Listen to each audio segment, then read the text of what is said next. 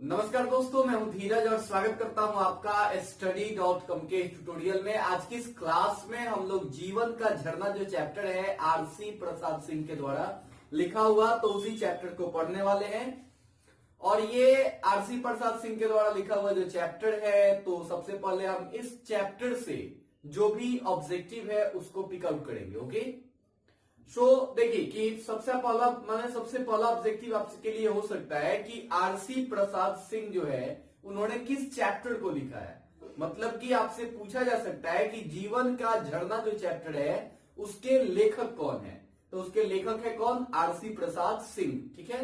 दूसरा क्वेश्चन आपसे हो सकता है कि उनका जन्म कब हुआ था।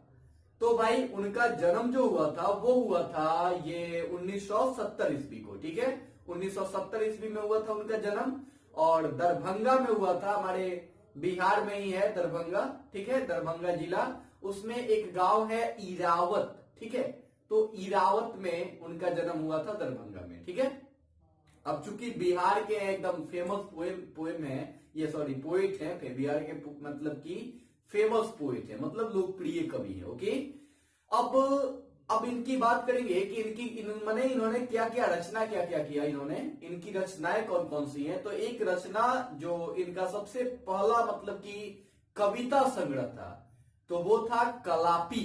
कौन सा? कलापी। कलापी जो था ये इनका पहला कविता संग्रह था।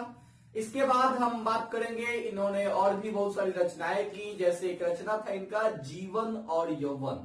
ठीक है, तो ये भी इनका कविता संग्रह ही था, लेकिन ये पहला कविता संग्रह नहीं था। पहला कविता संग्रह कौन सा था भाई?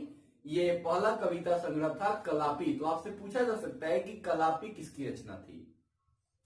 इसके अलावा आंधी के पत्ते, ये इनका कहानी संग्रह था। ठीक है, कहानी संग्रह समझते हैं ना। संग्रह मतलब कि बहुत सारे चीजों का एक कलेक्शन, कहानियों का एक कलेक्शन। ठीक है, तो उसको बोलेंगे कहानी संग्रह।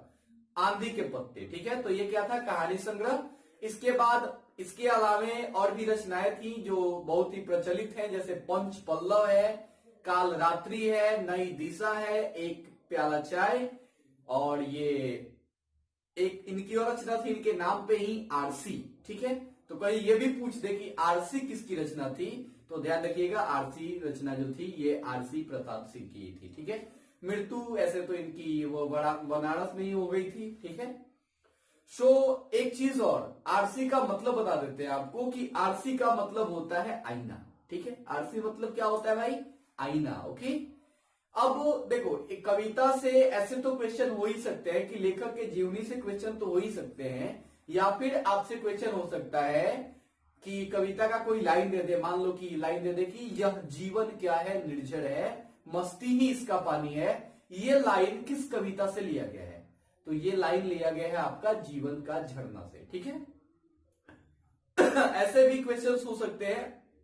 इसके अलावा हो सकता है कि रुक जाना ही मर जाना है, ये किस कविता का लाइन है? तो ये भी लाइन जो है आपका जीवन का झरना से ही है।